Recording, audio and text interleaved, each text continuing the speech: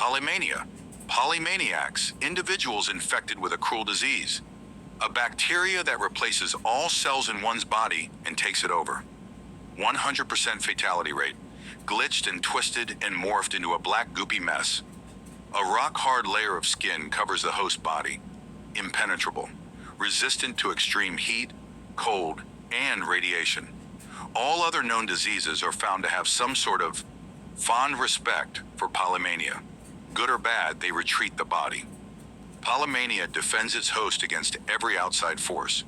The one thing that can kill a polymaniac: time. Those infected are known to speak in reverse. When reversed back, a variety of things you could hear: them begging for help, speaking of a prophecy but never reciting it, calling your name, and choking. They can still breathe due to oxygen passing through the shell and into the bloodstream.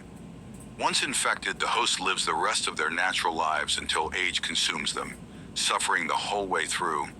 They are almost immobile. Don't get too close to one, as they can grab and bite. You will be infected too. When the host eventually reaches the sweet release of death, Polymania will feed on the deceased host body. What's left behind is a black, glitching puddle, waiting for someone to step in it. In one full subscribe. June 28, 2074. "He's getting away!" yelled Vibrit as they pursued the scammer. "I'm running as fast as I can. He's too quick," said Zenith. "Ha ha ha, you'll never catch me. I hope you three rot in hell," the guy taunted. "When I get my hands on you, that's exactly what you're gonna be doing," Tesseract came back with. Earlier that day, "You think this guy will even show up? Seems a little too good to be true, don't you think?" asked Zenith. "What does?" asked Tesseract. "You know, the whole 3 subscribed shards for only 10,000 blicks." Zenith made a motion with his hands to emphasize the facade-like expression. "If he's a no-show, we'll find someone else. Besides, we're early," said Vibrit. "Ah, you're right. Just hope he's legit," said Zenith. A few minutes go by. Lo and behold, he shows up. "You got the shards?" Vibrit asked. "You got the money?" He followed up. Zenith passed Vibrit the wad of cash and he handed it to the person. He accepted the money and flipped through it like a deck of cards. He licked his lips and pulled out a small drawstring bag. "Pleasure doing business with you, sport." "Sure, whatever," Vibrit replied. Tesseract and Zenith moved closer to see the bag. Vibrit undid the string. There were crystal-looking things, yes, but something was off. "Wait, why aren't they glowing? They should definitely be glowing, right?" "It's full subscribe. He cheated us," Tesseract said in disbelief. They heard a violent trotting. He was making a break for it. "After him!" Vibrit screamed. They gave chase. The guy was so agile, weaving and turning like no one had seen before, around corners and between rocks. "He's getting away!" yelled Vibrit as they pursued the scammer.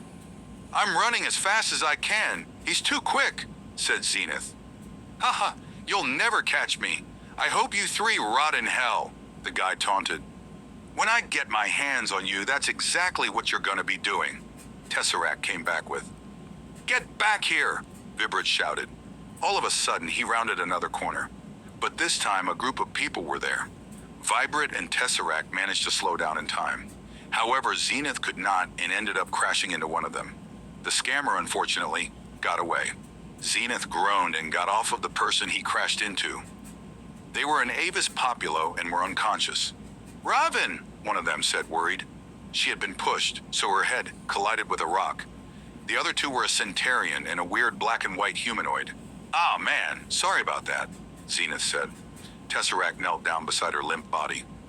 "You said her name's Raven, right?" "Yeah, that's her name," the Centurion replied. "I got this." She pulled Raven up and started slapping her in the face. Her head turned with each slap. "Wake the fuck up, dumbass!" Whoa, wait, stop! That's not gonna work." She stopped Tesseract and put Robin's head back down. "We have to wait until she wakes up on her own," said the humanoid. "I see no one else is as confused as I am, so I'm going to be the one who breaks the ice." "What are you supposed to be?" asked Vibrit. "Me?" he asked. "No, the unconscious bird. Of course you." I'm a hybrid of the Wakens and the Paralis, and my name is Reb Dimov. Also, who was that guy? The guy we were chasing? No, the guy who knocked Raven out. Of course him. Not gonna lie. You got me on that one? He was dealing 3 subscrite shards for 10,000 blicks, but he gave us fakes. The moment we realized, he bolted on us. 10,000 blicks down the drain. Well, we were probably supposed to be here for a reason. Anyway, her name's Nori, and in case you didn't pick up on it, she's Raven. Over there. Asleep. Are you keen on telling me your guys' names? The name's Vibrit. That buffoon that crashed into your friend is Zenith. And the pretty lady? Tesseract. Tesseract. No. Tesseract. Tesseract. Her parents made her name into a pun. Cracked me up the first time I heard it. Nice to know. Vibrit. Raptimov looked at Raven. Tesseract and Nori were sitting, lying on the wall next to her. Raptimov sat down too, leaving Zenith and Vibrit, the 2 left standing. They eventually sat down as well. Nori looked at Raptimov. Where do you think Atlas wants us to go from here? She asked. I don't know. He said something about another machine here, more sentinels here, and a stairway to heaven. I'm not sure if we're supposed to get anything from that. Just then, Ravine started to toss and turn. Is she waking up? They all gathered around Robin as she started to open her eyes. She sat up. Hey, you. I know you, she said in a drunk way. What? Vibert said. Yeah, you're you. You, the guy at the circus, or, I forgot. What are you talking about? Asked Repdimov. It's, he's Zuble, I think. Things are just pulsing. Are you alive? Wait, that was stupid? Ha ha ha. Vibert looked down at her, weirded out. There's something mentally wrong with you that has gone undiagnosed for years. No, you idiot. Zenith clearly did something to her to make her like this. Hey, yo, you, hey. Bill Cipher. Yeah, come here. Bill Cipher. Me? Asked Zenith. No, the other person with one eye. Ah ha ha ha ha. There's 4 of us with one eye, said Tesseract. No, you're stupid. Or is I cellulose a brick? No, purple is the brick because cones and rods are in the Zilda rectum. Yes, ha ha ha. What's wrong with her? I just think Ink the giver wasn't that bad, cause when you multiply the atlas with the cordyceps, you get a wingspan of gasoline, gaslighting, a reaper, L, Leviathan. Just before the group had enough of Raven's delirious nonsense, a wormhole formed. Out stepped a wolf with glowing blue eyes and a small device on his front right leg. And 2, bribery. It is good to finally see you 3 again. And, hey, it's the guy, the person, huh? It's guys, it's Lonsdale. Lonsdale, everyone look. Ha ha ha ha ha. Oh, who am I playing again? I don't know anything anymore. I just, the colors are too loud, das, all I saying, she said as she pointed at the wolf. She put her hand down. The wolf stared at Raven. Oh, there was a 50% chance of Tesseract having done that. Wait, how do you know my name? Tesseract asked. I am Atlas, and I am from the year 2276. I am on a mission to ensure a pure timeline. You don't want to know what happens if Repdimov, Nori, and Raven weren't here with you. You don't want to find what can someone turn the volume up, but I can't hear the table. Let's fix that. Atlas activated his device. A blue beam of light flashed on Robin. You don't know why. Robin fell back in a sleep. What'd you do? Asked Nori. I reset her body to just before Tesseract slapped her in the face. And, before you ask, yes, it can essentially reverse age you. The only side effect is the loss of memories. And that jumbled mess of words you heard her say at the end was a combination of all things she said from that point to now. It's actually convenient that you're here because we need to know why you wanted us here. It was my intent to leave you clueless until you made it to Euclidia. It is your destiny to enter heaven and confront the divine. They will be defeated. There was a prophecy 587 years ago from now. No one knows what it exactly stated, but whatever it was, the divine didn't like it. It had something to do with you, Raptimov, and the defeating of the divine. This gave them the excuse they needed to act on something they'd been thinking about. They designed a creature so terrifying in nature that nobody was ready for the horrors to take place. Some of you may know of the doxes, viscous killers, biological weapons. Neuros, the brain divine, sent the first down to a planet called Nursavat. His name was Ceruleus. He started an event that is still going to this day called the Cleanse. Multiplying by performing mitosis, he had spread his dox brethren across the universe. Planet after planet after planet. Each new threatened species forced to leave their beloved homes until the prophecy was fulfilled. My timeline is the result of the cleanse and the death of those who were to enact the prophecy. With the help of the Death Keeper, I believe you six can succeed. Defeat the divine and make things right. You don't want to know what happens in the year 2276, and at the 76.8439% chance that you three, Vibrid, Zenith, and Tesseract, are not convinced. If you succeed, a word that starts with an R and rhymes with avenge might be an option afterward. What was his name? Zort? Stupid name anyway. Well, said Vibrit, we're in. Great. You're ensuring a pure timeline whilst getting something you want. Yeah, sure. It seems my work here is done. Farewell, all six of you. It was nice existing. Atlas stepped back through his wormhole to 2276. Robin woke up. What the?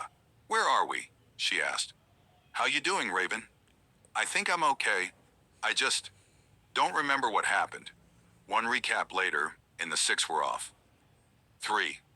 Informanta Terra. See that? Ravine said as she pointed to a bright beacon coming down from the sky. That's where we're headed. What are we going to do when we get there? Asked Zenith. Isn't it obvious? We're going to kill the divine. Wait a minute, guys. If they're gods, how the hell does Atlas expect us to kill them? He said with the help of the Death Keeper. He must have answers to everything and can assist in some way. I guess I just don't know how I feel about killing a god. Open your eyes to what has happened in existence. The divine are kind of neglectful and stupid, Vibert added. I guess that's true. Also, that beacon is going to go out soon, so we might want to keep track of where it is. The group continued walking without much talk until they came across a line in the ground that looked like caution tape. Whoa, hold up here, guys. Vibrit held everyone back. This is the Informata Terra. We can't go past this line. The Polymaniacs are in this area. Polymaniacs? Asked Rapdimov. People infected with polymania. It's not something you want to contract. The Polymaniacs have been sanctioned off in this area. But we have to keep moving. The machine's right there, said Nori. We can proceed with caution. Just don't step in a black puddle, and for God's sake, do not let one bite you. They continued into the Infirmita Terra. The machine was in sight. The beacon was a huge contrast to the eternal night this planet experienced. The reverse screams could be heard in the distance. What are they saying? They speak in reverse, probably begging for help, said Tesseract. At least they're far away. You say that now, then they sneak up on you, grab your leg, and, well, you're one of them. Ah, Tesseract screamed. A polymaniac had done just that. Its black goo covered her leg. She tried kicking it, but some of the glitched tar flew into her mouth. She fell to the ground. Everyone backed away as she gagged from the taste. The black spread to her lower abdomen. Tessa! Zenith yelled. She started to choke. The polymaniac started crawling towards Rabdimov. Vomit par! Vomit par! Tire voyod! Yishaporp et forep sihuteyuk et! Lasuevas! Esael! Vomit par! Play! Su! It said as it choked. Get it away! Shoot it! Raven aimed at it. She fired, but the thing had a hard layer of skin that deflected the bullet. Leave me, Tesseract said, gasping for air. Run! They ran until Nori tripped out something. She face-planted. It was a huge robotic endoskeleton of some sort. It was covered in the same black tar. "This must be a powered-down Sentinel," said Rabdimov. "Sentinel?" asked Vibrit. "It's a long story. The Sentinels are basically..." Rabdimov was interrupted by the area around them becoming super dark. The beacon was down. They all turned to the area with the machine. The subscrite crystal it held was still glowing, but not nearly as bright. The group was surprised to see that they were closer than they thought, maybe 200 meters away. The bodies of the Sentinels were nowhere near as scary as they were with the gas. They made it. The machine had some weird writing in a language that Vibrit couldn't understand. "What's that say?" he asked. "I don't know. No clue. Wait, there's some legible text." Nori kneeled down. "It says, for heaven entry, remove subscrite from spire and drop Waken or Parala blood in its place."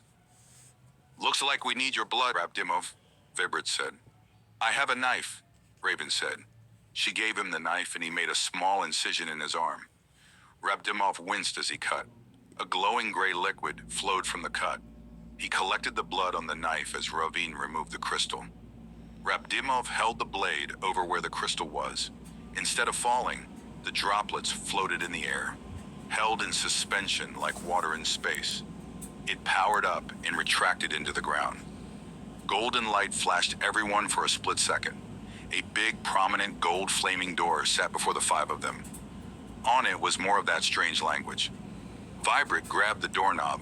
It was warm and dense, as if it were made of actual gold. He opened the door and was greeted by the stairway. 4. Non-Euclidean.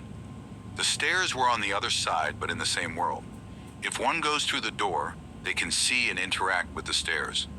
However, if you go around the side, the stairway's gone. Nowhere to be seen. "Well, this is non-Euclidean geometry if I've ever seen it," said Raven.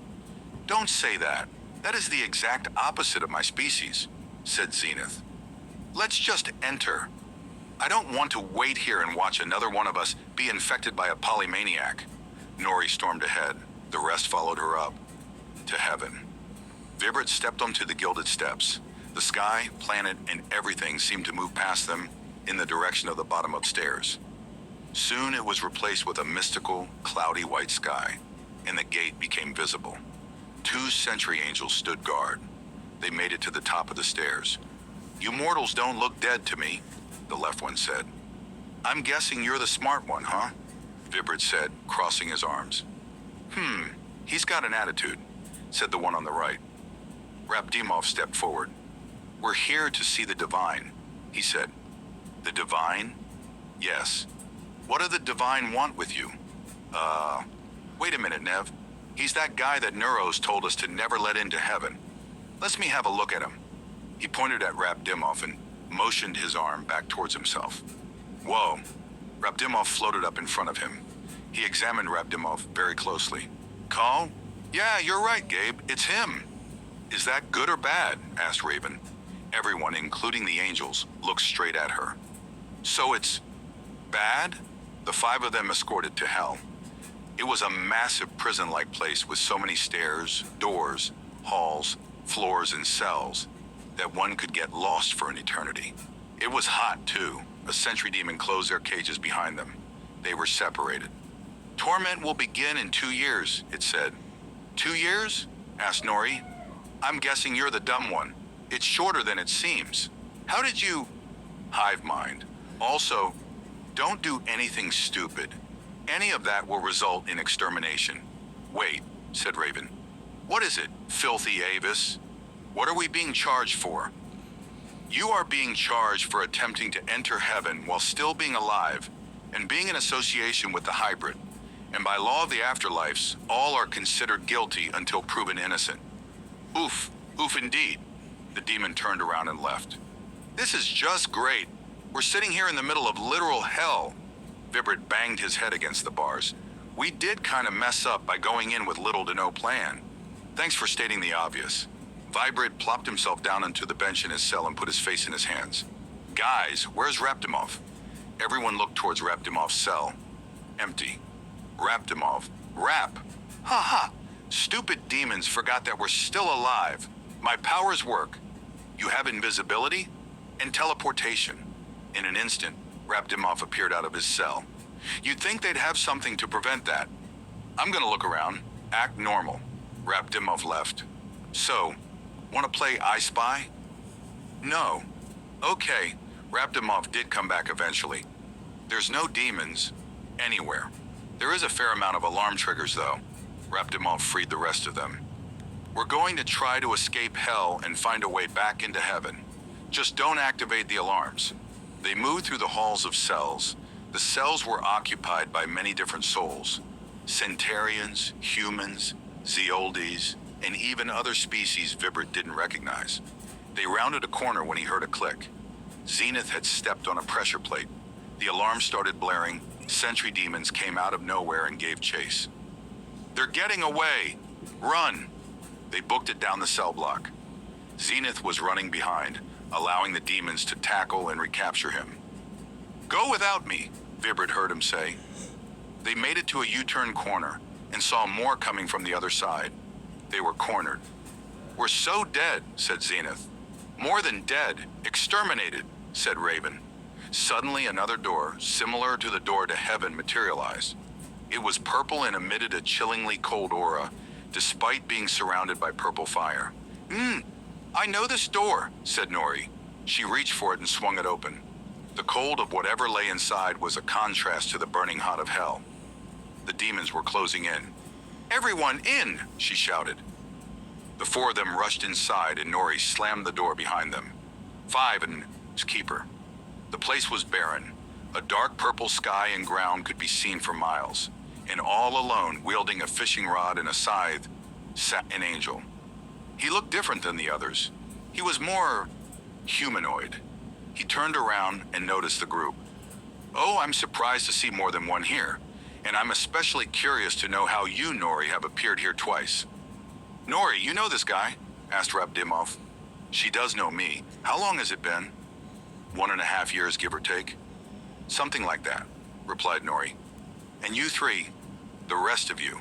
He pulled out a scroll that had the same language as the two doors.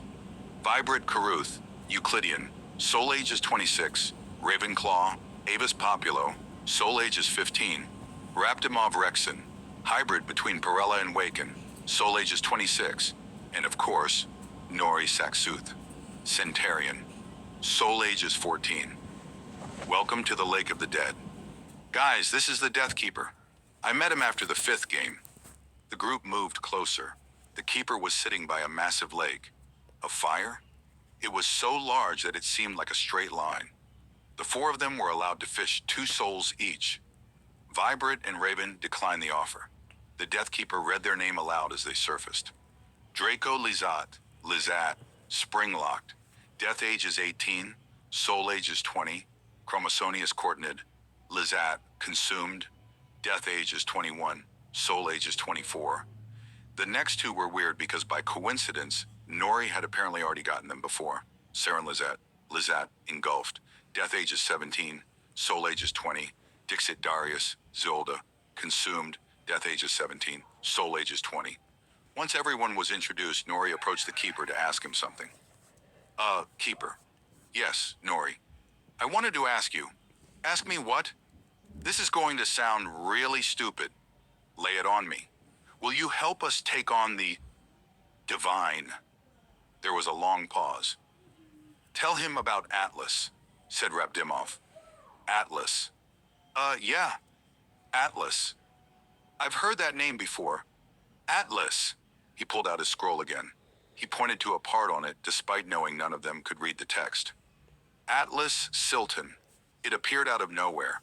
I assumed he was just a newborn, but when I checked the birth year, it said the year 2223, and that isn't for another 149 years. What does he have to do with you? He came from the future. He brought all of us together to send us to heaven.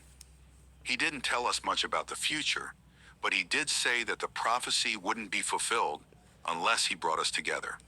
He called us puzzle pieces to a pure timeline. If he went back in time to this year to correct the timeline, that means my fear will come true. The divine will eventually succeed in the cleanse. At this point, everyone had gathered around them to listen. He clearly did his homework. He must have found a way that we mortals can win and stop the cleanse. But that begs another question. Why is the cleanse even happening? Beats me. He laughed nervously. Keeper, why did they send the doxes down? He sighed. There's no such thing as infinity. Nori, heaven and hell are running out of space. They're big, don't get me wrong, but not infinite. We still had a little bit of room though. What set them off was the prophecy. They wanted to exterminate the supposed hybrid that was to take over the universe. I never believed their plan would work, but in time I was proven wrong. You know my scythe? Beautiful weapon gifted to me when I was formed. Yes, it's fake. I was led to believe that it was made of a stronger version of subscrite called delirinium. It could exterminate souls and even kill the immortal. I was honored to wield such a weapon. When I was ordered to exterminate a soul, they swapped it out for the real one, convincing me more and more that it was real. I recently found where they kept the real one, and a whole lot more. This isn't just saving the universe, it's revenge. He stood up and teleported everyone to a remote location that looked like the back alley of heaven. It led to a small room that looked like a trophy room. Even though the outside was the flashy golden heaven color scheme, the inside looked like the same purple palette as the Lake of the Dead. A row of 8 different weapons on each side displayed in a glass-looking case. And in the center, at the end of the row, the 9th item. The Keeper's Scythe. Everyone, choose one, he said, picking up his scythe. Siren chose the flaming sword. Dixit chose the dual sickles. Nori chose the bow and arrow. Raven chose the battle axe. Chromos chose the chain whip. Draco chose the throwing spear. Raptimov chose the tracking trident. And Vibrit chose the flaming mace. He pulled out a stone from somewhere undisclosed with words inscribed in it. He handed it to Raptimov. It's your language, but I can recognize letters on it, but only on this. Why is that? The prophecy was written on this very rock. If you can tell us what it says, then it's true. He looked down at it in his hands. It's backwards. Let me piece this together in my mind. He took a second. Then, there will be a hybrid of black and white. Against the divine, he will fight. The divine defeated and overthrown. The hybrid crowned king of the universe upon his new throne. You're him. I believe so. Okay, we'll go to their thrones. We will tell them what we plan to do. Them, being the cocky gods that they are, will not believe us and let their guards down. Drake, you will strike first. Aim for Cardius. Once they realize that we mean business, all hell breaks loose. All I'll tell you is to try to avoid being knocked back by one of them. And that leads to one more thing I have to give you. He snapped his fingers. Sharp point at the end of his arm, and the cases that held the weapons were replaced by armor stands. They held the same things the Keeper was wearing. These will activate a temporary force field around you whenever you're about to be hit. It reacts 3,000 times faster than the human reflex. To others, you can use it as many times as you want, but 3 hits from the divine, and it's over. And after it's all said and done, you, Siren, Nori, and Raptimov will drink of the Ichor, and with your new immortality granted, fix the universe. I don't know what to make of this. It's so surreal. Dixit put his hand on Nori's shoulder. It was subtle, but Vibrit could see her shiver as he put his hand on her shoulder. It's a weird way to think of it, but in the end, we'll all die anyway. Nori sighed. All right, let's go kick some divine ass. Everyone cheered. Use 6, the war of divine madness. The Keeper teleported everyone to the steps to the throne room. They marched in unison up and up. 2 sentry angels stood guard along with 2 regular angels. Sup, Keep? Finally got bored of your lake over there? He nodded to the other angel, who chuckled. You wish. We're actually here to see Neuros and Oculus and Cardius. Hey, what for? I was going to request to exterminate these mortals. I don't believe you. Why are they wearing them armor that you got? And the weapons? The Keeper rushed up to them, and forced him to the gilded wall. You listen here. It's a 9 before. You don't stand a chance. Now if I were you, I'd let us see the divine. I'm not scared of a death angel and some lowly mortals. He swung his scythe right into his face. His body fell. He removed the angel's head from the blade and dropped it. A bright yellow goo flowed from the crushed head. It's okay, we can make an exception. He frantically unlocked the door and opened it. There was a giant tall curtain. The 9 of them walked up to it. It dwarfed them in size. Siren pulled a small part of it to the side to reveal the divine laughing and drinking a black substance out of wine glasses. They all stepped on the other side of it. Oculus was the first to notice them. He snapped to face them, zoomed over. He was much bigger than they thought. He loomed over Siren and Vibrit, who were shaken by his immense size. "Keeper," he yelled, his voice echoing into the universe. "Yes, divine Oculus. What do you think you're doing, entering our presence without announcing? Tell him, Rap." He pushed Rapdimo forward. The 3 of them locked eyes on him. "We're here to take the throne and bring justice to the consumed." All 3 of them gasped. The hybrid, their next reaction was interesting, to say the least. They all looked at each other for a moment, before bursting into hysterical laughter. "Ah ha ha ha, oh that was a good one," said Cardius. "We didn't actually believe that silly prophecy," said Neuros, still laughing. "We made the doxes because Oculus joked that it might be real. He just made them as a gag." Wait. Let me get this straight. You sent down the doxes and killed trillions of innocent people because of a joke? Oh, that was a long time ago. Now we're fully committed to the whole dox thing. Might as well, right? The 9 of them were speechless. "You're monsters. We're gods. We do as we please. Now if you'll excuse us, we have a conversation to continue." That point right there. Draco took his shot and absolutely domed Cardius right in the eye. Neuros and Oculus looked back and forth between the 9 of them and Cardius's corpse. Heart attack. They morphed into slightly more terrifying versions of themselves. Vibrit assumed that this was their attack mode. Most of it was a blur to Vibrit. The main highlight was that 5 of them ended up being smashed into the wall and rendered immobile and unconscious. Rabdimov was fighting as if he was impervious to pain. The keeper throwing a scythe like it was a boomerang. Nori was attempting and failing to shoot Oculus's eye out because that was what killed Cardius. And Vibrit himself, struggling to stand due to injuries. Eventually, Oculus was blinded. And down. Blinding! He couldn't keep dodging Nori's arrows forever. Then, things took a turn for the worst. Neuros had the bright idea to grab all remaining people. "No more games. All of you are going to die." He looked at Rabdimo, starting with you. Hybrid. He opened his giant mouth and began to bring Rabdimov closer. He struggled to get out of his grip. "Neuros, it doesn't have to be like this." Both of his tongues were reached out for him.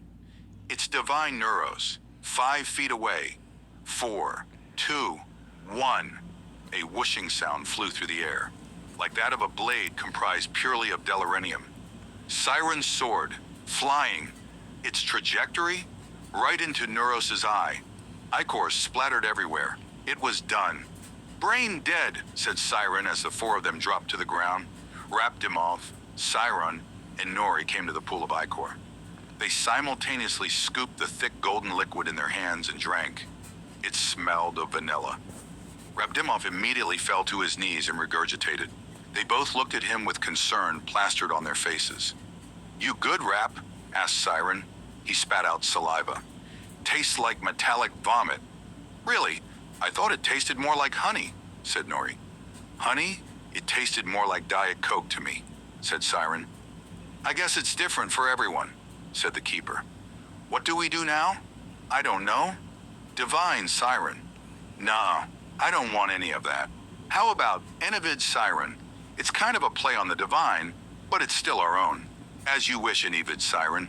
Why don't you 3 try your gifted abilities? Maybe make a new soul? Human? Human. It was done in an instant. Just a thought and a live, helpless human formed. I'm calling him Bartholomew de Grice. He clothed him up and sent him to Earth. A little time later, The rest of them regained consciousness and were healed by the end of it. All that's left to do now is reverse the damage Neuros and the others inflicted on the universe. Rabdimov made a motion with his hands and arms. All doxes, and I mean all doxes, appeared in the throne room. Trillions upon trillions of them, with so many innocent people inside. At the front of them all, Dixit recognized one particular dox. Ceruleus. He flew to meet him eye to eye. Hello, Dixit. What a pleasant surprise. I never thought we'd reunite. Fuck you. No reaction from Ceruleus. He just slowly blinked. As to be expected. Your species is destined for extinction, Ceruleus, said Rabdimov. Farewell to all of you, he said. It was done. The doxes disappeared. Dead. Extinct. The real cleanse was over. 7. Celestia Rexon. July 8th, 2074. The compromise for space in heaven and hell were little spaces in the devoid space called gardens, a small, peaceful patch for each soul to reside. The devoid space is infinitely large, wide, and tall. Heaven and hell were disregarded completely. The demons and angels were just relegated to checking on lonely spirits and helping the unfortunate ones. Until one weird discovery. Is that the last garden? Asked Nori. Yup, said Siren last one. Hey, what's that? Asked Rabdimov. Nori squinted her eyes. It looks like a black and white spiraling water slide. Did either of you make that? No. Nope. The end of it came over to me. I gave a quick glance at them, and I then went back to my puppets. Hello? Who are you? Asked Nori, looking up at me. I'm the storyteller, I said, now looking down at them. Why? How are you saying what we're saying before we say it? I stopped puppeteering them.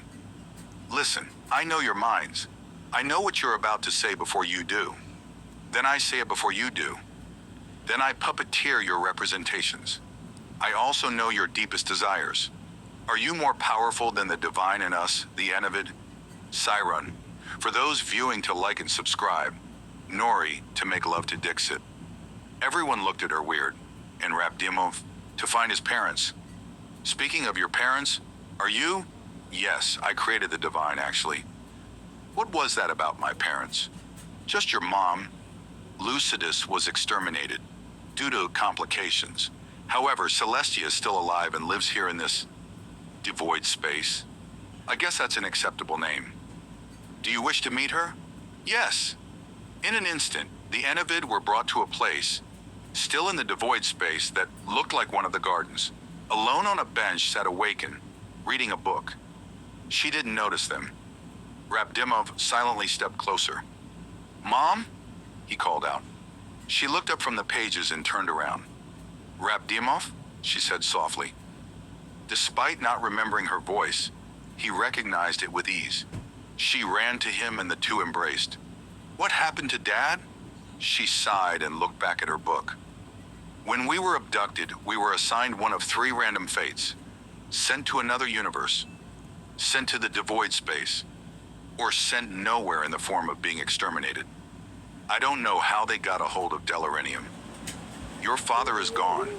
I begged the storyteller to bring him back, but he said that he wouldn't be the same. That is when he made me this safe haven for me. Mom, I'm king. King of what? The universe, along with Siron and Nori here. That's great. All that matters to me is you.